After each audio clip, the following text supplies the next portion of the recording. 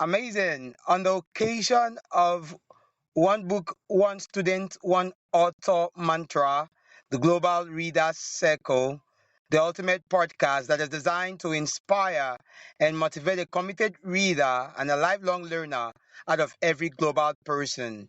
I feel so humbled and honored to have Paul Levison on our spotlight tonight. Paul Levison, hello. Well, hello, happy to be here. Wow, wow. Well, Paul Livingston, you would be inspiring and motivating every manner of person to become a committed reader. So, before you tell us about your reading lifestyle and where you found your long love for staying a lifelong learner, we'd like you to tell us about Paul Livingston, who is author Paul Livingston. Well, I do a whole bunch of things. First of all, I am an author, but I'm an author both of scholarly work about the media. I have books like The Soft Edge, A Natural History and Future of the Information Revolution, another book, Wow. Digital McLuhan. But I'm also a science fiction author. I have a whole bunch of novels and short stories. My most recent novel is an alternate history about the Beatles. It's called This Real Life and Alternate History About the Beatles, in which it's 1995. John Lennon is still alive. The Beatles are still together. This all takes place in New York City. In Wow. addition to that, I'm a musician, I'm a songwriter, I'm a singer, Mm. I have a whole bunch of Wow. albums. Yeah, and I'm Wow. also,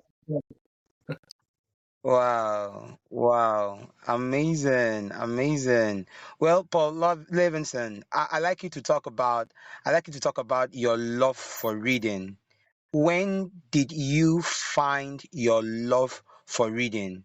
And when did you decide to be this intentional reader?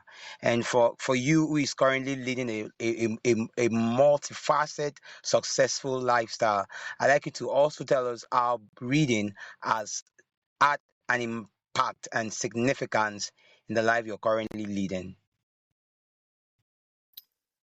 well, like most kids, I went to school when I was a little kid.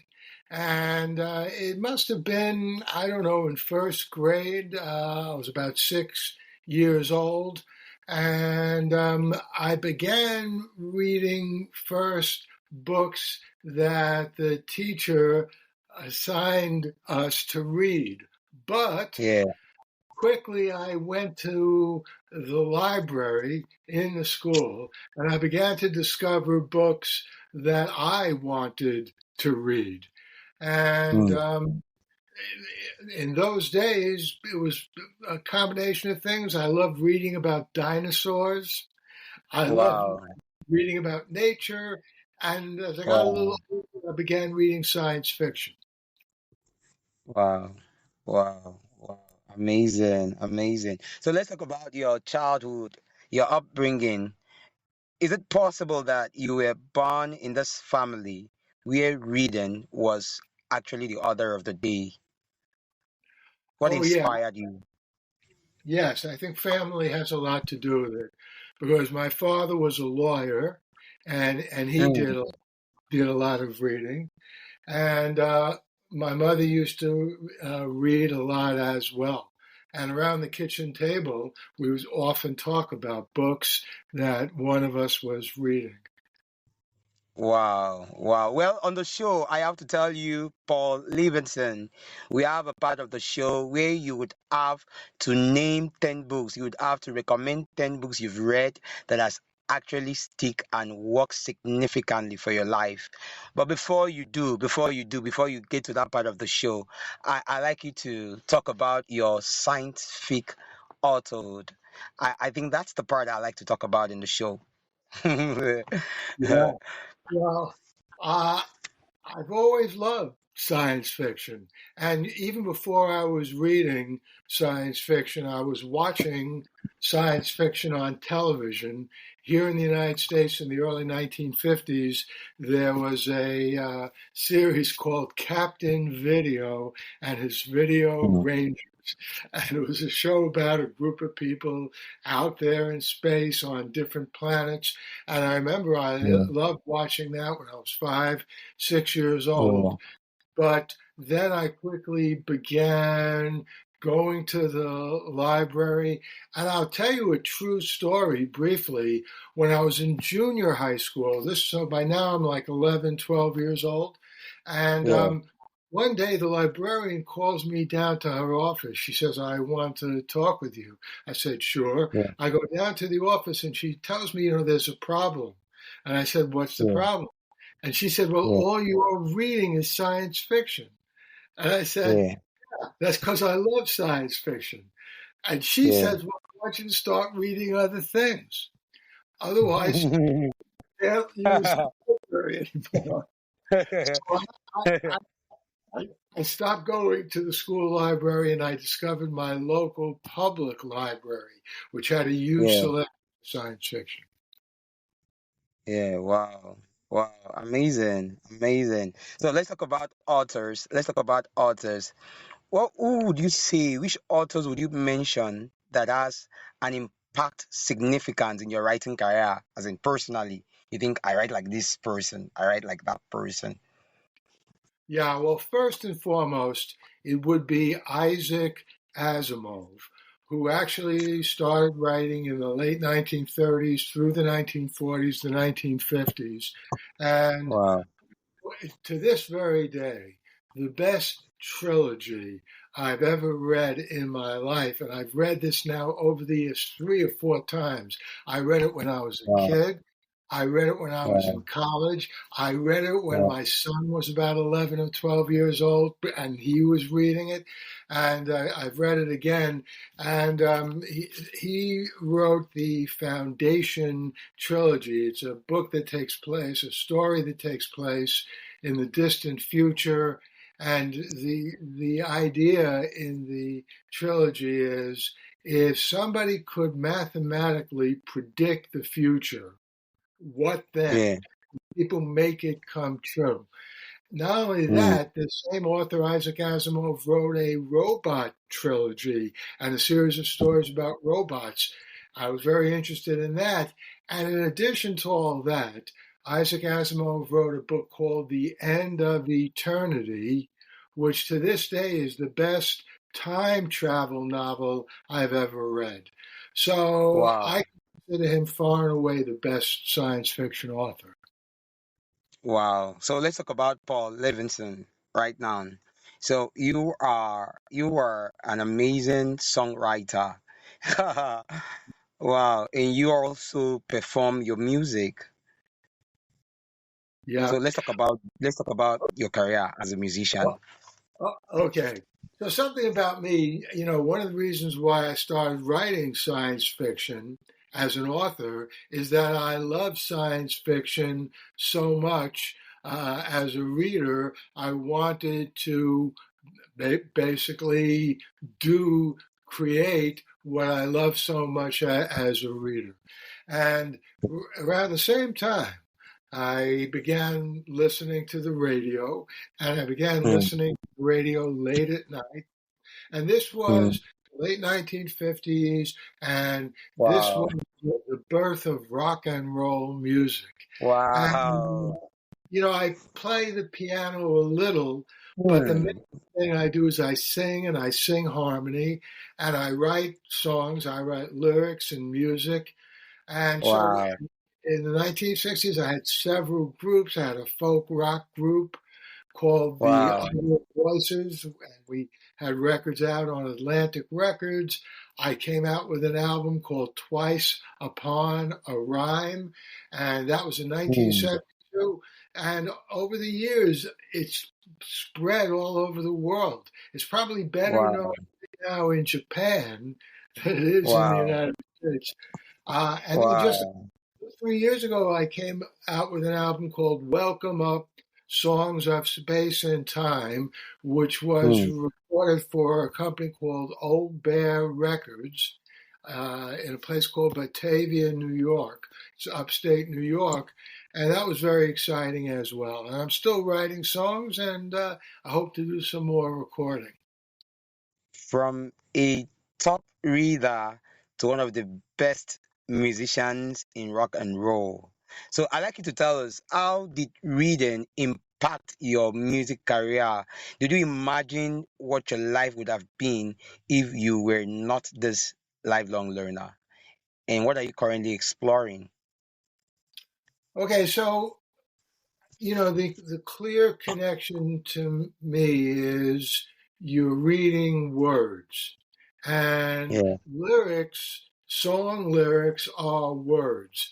And yeah, so I think when you really read books and you really get into the poetry of the words, not that it's actual poetry, but that the writing is so good it has the same impact on yeah. you. The words, the voice of the writer, the voice of the author. I think that's true. Go on, go on. Yeah, that's right. And so that's what gave me a love of lyrics. And as far as music is concerned, um, the other point is when you are creatively inspired, that you read something and it inspires you, it affects all the creative engines that you have in your brain. And so you might read something, I might read something, I might want to write something, I might want to write a lyric, but also I might begin to hear a melody in my head and I can sit down Mm, and write the melody and play it on the piano and put in the chords. So for me, all of these creative processes come from yeah, the still part of my heart and soul and yeah. brain. Wow, wow. Amazing, amazing. Wow, if you're streaming this, we are on to Paul Levinson. Well, I am going to ask you to share this link because you can't afford to miss this one. Paul Levinson is a huge and cumbersome author, and not just that, he's a creative, one creative that you would love to meet. Well, Paul Levinson, I feel humbled on behalf of our global community. I feel so humbled to have you on a spotlight tonight. Wow, wow. We get to the point of the show where I'd like you to tell us about your journey into authorhood. When did you do your first publications? Who are your target audience? What problems were you trying to solve? What kind of a writer have you evolved into from the first time you published to this person you are right now, Paul Levinson? And you can also tell us about your next cars. Are we expecting something amazing? Where is Paul Levinson taking us all to? Okay, so I'll tell you, my very first publication was an essay in a magazine in New York City called The Village Voice. And it was Hmm. called A Vote for So, so McCartney. you were wow. So you Yeah, were the village boy yes, from New that's York. right. That's right. So Wow. Go here's the on. thing. You'll love this. The Beatles had just broken up, and Paul McCartney had put out a couple of albums. And there was a critic in the Village Voice. I'll tell you his name. His name is Robert Christgau. He's still alive. Hmm. And he wrote a article, an essay about Paul McCartney saying how terrible Paul McCartney's music was, that Yeah. it was much better when he was part of the Beatles. And I didn't Yeah. agree with that at all. So I sat down Wow. and I typed up a letter and I sent it off to the Village Voice in which I criticized this critic in the Village Voice, saying, I don't know Wow. what's wrong with his ears. He's not hearing the same thing I'm hearing. And much to my surprise and delight, I get a letter in the mail with a check for $65, and the letter says, Wow. "Hey, we read your letter. This is so powerful. We would like to publish your letter as an article. We hope that's okay with you. Here's a check for $65." I wrote back Wow. saying, Okay, with me, I'm thrilled Wow. about that. Wow. Wow. Wow. Paul Levison, that's a huge significance for you. Yeah, I mean, and then I sent a couple of other essays in, got them published there, and I'll tell you, I had this idea, and now we're talking about the end of the 1970s, and I'm like, 30 years old, I'm no longer a kid, and I have this idea, and I'm thinking to myself, I want to do two things. I want to do a doctoral dissertation and Yeah. at the same time, I want to get a PhD studying Yeah. media. And for a Wow. while, I'm beginning to write this, uh, do work on this PhD, and at the same time, I'm beginning to write a novel. And I'm thinking I can do both of them at the same time. But I Yeah. realized at the time I was having such a good time doing the science fiction novel that I knew I'd never finish the doctoral dissertation. So I put Wow. aside the PhD, I put aside the science fiction novel, finished the PhD dissertation, and then began writing some scholarly books about the media. But after about 10 years, I said, you know what, I have to get back to my science fiction. And so now it's like Yeah. the late 1980s, early 1990s. That's when I really started doing both science fiction, Wow. media theory. Wow. Wow. So you've written for the classroom and you have also written for the readers globally. Amazing. Amazing. I'd like you to talk about your current release. I feel that's the one you need everybody to read. And I'm asking, what problems are you trying to solve?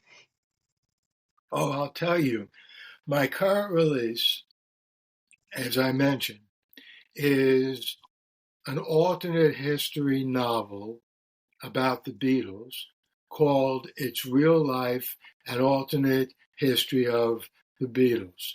And one of the tragedies in the world that affected me in many ways even more than the assassinations of people like John F. Kennedy, Martin Luther King, Robert F. Yeah, Kennedy. Those were horrible tragedies. But when John yeah, Lennon was killed yeah, in New York City in 1980, that broke my heart. And yeah, I've never gotten over it. Because, first of all, I love New York City. I've lived here all my life. I'll never go to another city. I go away on vacation. But New York City is my home. It's where I met my wife. It's where we've raised our family. It's where I teach now. I'm a professor at Fordham University. And mm, when John Lennon was murdered here in New York City, it upset me very profoundly. And I knew that someday I wanted to write something about that. And so the story of It's Real Life is Pete Fornatel, who was a disc jockey at WFUV FM, that's Fordham University's radio station. And yeah, Pete Fornatel, I knew him personally. We were sort of friends. We would talk from time to time. He occasionally played some of my songs. And we would go together to conferences to talk about the radio and the impact that radio had. And he unfortunately tragically died about 10 years ago. And I yeah, also knew that I wanted to write something about him. And it all came together a couple of years ago. And so I wrote this story about Pete Fornatel. We find that he lives in a world that yeah, is very different from ours. John Lennon yeah, wasn't assassinated. The Beatles are still together. But he finds out about our world, and he is determined to figure out a way to somehow go from his alternate reality into our alternate reality, but yeah, also travel back in time and yeah, stop that horrible murder that took place at the end of 1980 in New York City. Wow, wow, wow. That's amazing. That's amazing. I think you did an amazing job, and I feel that every person who has been pained, who has gone through a loss, has something to learn from this book. And I like to ask you, how do you deal with loss? How do you deal with pains? How do you go through the pitfalls of everyday life? Well, that's a great question. First of all, I think we have to accept life comes with pain, life comes with disappointment, life comes with tragedy, sometimes unexpected tragedy. To be alive, you have to realize that you're going to have to deal with these events sooner or later, one way or another. And I try to deal with the events in a variety of ways. One, as a teacher, as a professor, I try to be as kind and understanding as possible to my students. And Mm, because, life is hard for them. And if I, as a professor, can help them get through their studies, I feel I've accomplished something in addition mm, to teaching. But yeah. also, there's no doubt that my writing and my music is a way that I can deal with these things. Because, Wow. look, in reality, I can't go back and stop the murder of John Lennon. I wish I could. Mm, So the best mm, thing I can do is write a story, a novel in which maybe people can find some comfort in that because they can believe there is a world in which he wasn't mm. murdered and in which he lived and the Beatles are still together. Wow. Wow. Amazing. Amazing. Wow. If you're streaming this on the occasion of one student, one book, one author mantra, the Global Reader Cycle, we have author Paul Levinson on the spotlight, and we've been having fun on this show. Well, don't forget to share this link with your friends, and don't forget to tell your friends about Paul Levinson. Paul Levinson, I like to ask you, for you, who is a teacher, a professor, a songwriter, a musician, and an author, a scientific author. I like to ask you, how do you keep a balance? How do you face this your audience? How do you face this your families? How do you combine this with and all of the intricacies of everyday life? Um, well, first of all, that's also an excellent question. Uh, I couldn't possibly do all the writing that I do, scholarly writing, science fiction writing, songwriting, and not only that, but recording or whatever. If I was the kind of person who was constantly going around touring, doing events in person, and then in addition to that, I'm also a professor. So I realized a while ago, everyone has to sort of map out their own path. And I do some personal appearances, but not that many.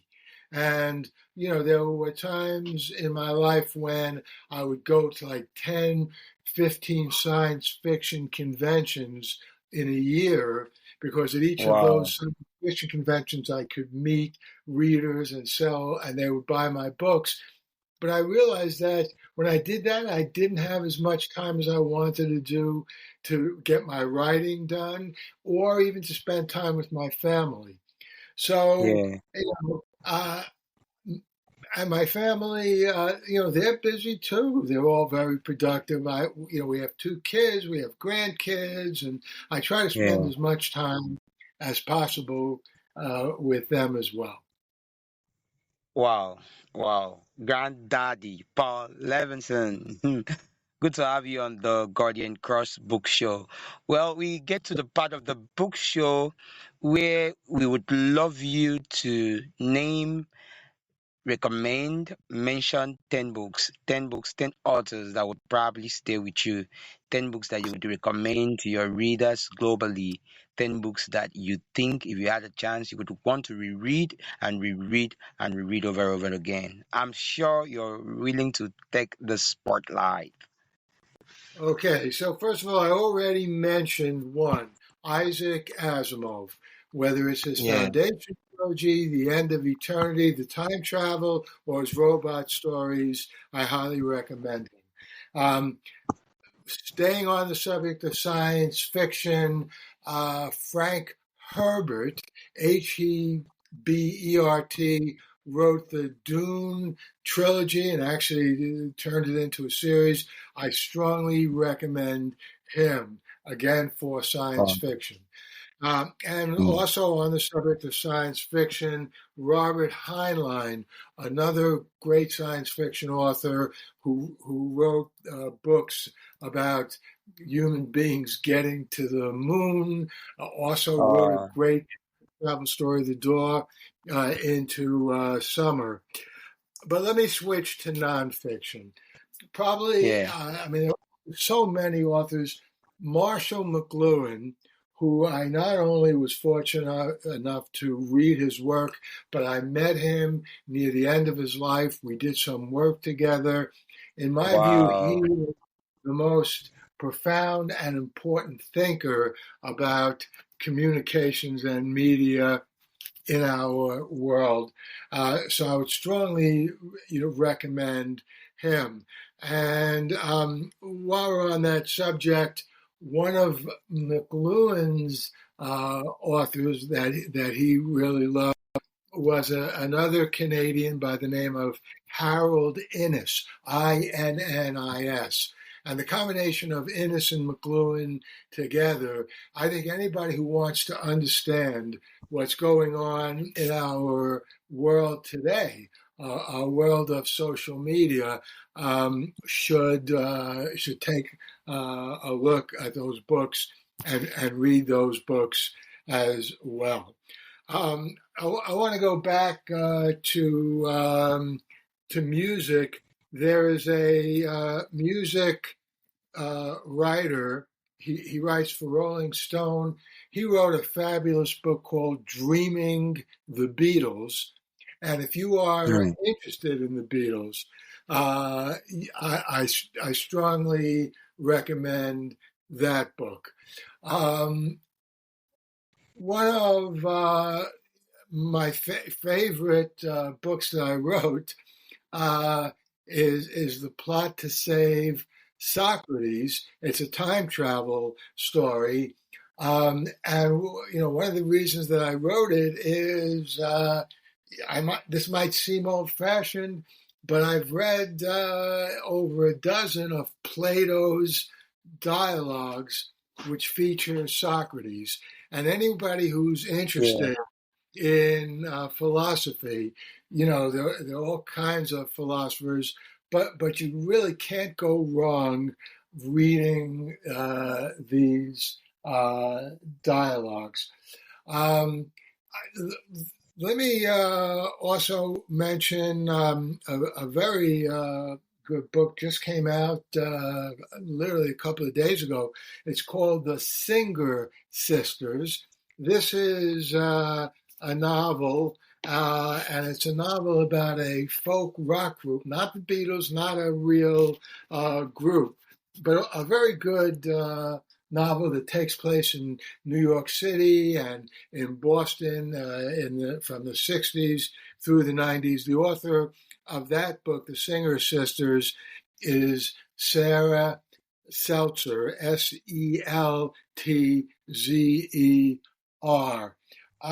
Paul Levison, author Paul Levison, you are doing so awesome.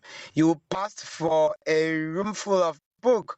Well, let me talk to our audience globally. If you are streaming this, we've been on to author Paul Levinson on the One Student, One Book, One Author mantra, the Global Readers Circle, the ultimate podcast that is designed to inspire you and motivate you to find a reason to stay a lifelong learner. and to also stay a committed reader. Don't forget that we have answers in books that you are yet to read, and you will do yourself some good when you read one book and meet one author. Trust me, Paul Levinson is one author to watch out for. Like our tradition, we believe in is book link on our podcast notes. Don't forget that you have to share the link with your friends, and don't forget you have to tell people about Paul Levinson. Well, Otto Paul Levinson, well, you have just one book to go. Just one book. Just one book to go on the show. So I like you to have a meticulous, uh, a very meticulous devouring of this particular mention. Okay, you want me to recommend one book now by somebody else other than me? Yes, just Is one that what you're book. saying? We have one book to go. Yeah, one book. Great. Well, uh, there is an author by the name of Tom Cooper, and he is Cooper. actually Cooper, Cooper,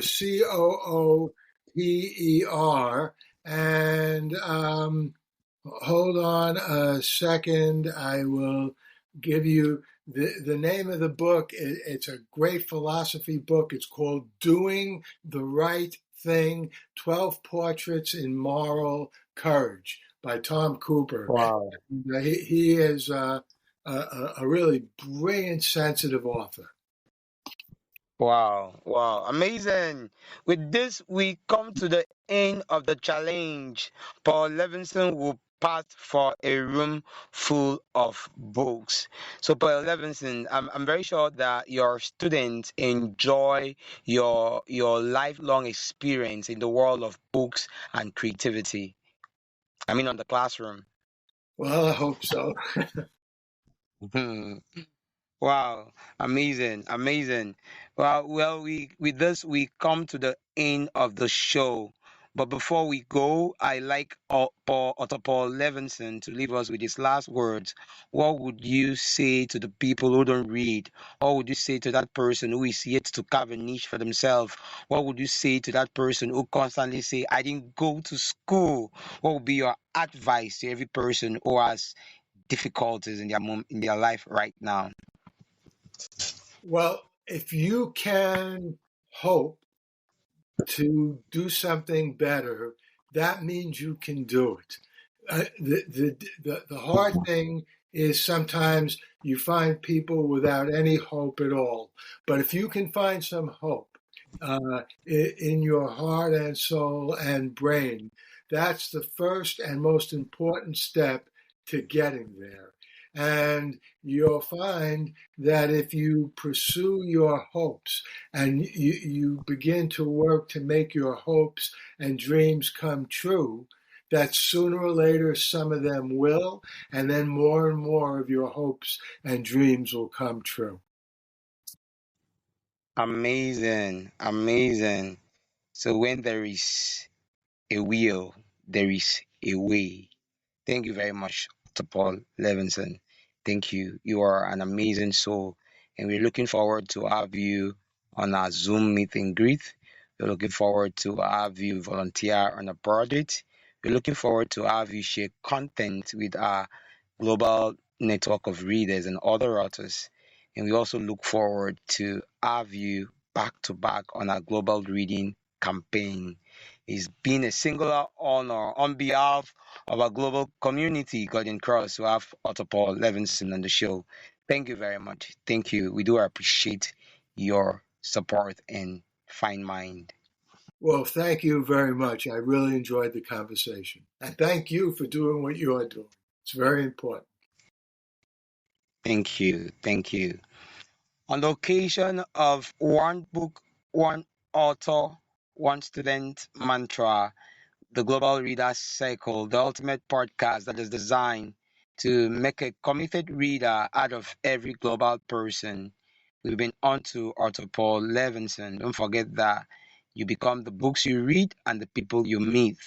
You're very, very privilege to meet Paul Levison. And make sure you don't devour Paul Levison alone. Invite your friends, share his book link, and you can also follow him on his social media handles. Thank you very much, Paul Levinson, and thank you everyone for being part of this station. It's been your host on the Guardian Cross Show, Smart Stewart Udor. Thank you very much, Paul Levinson. Thank you. We do appreciate you. Thank you. Bye. Bye bye.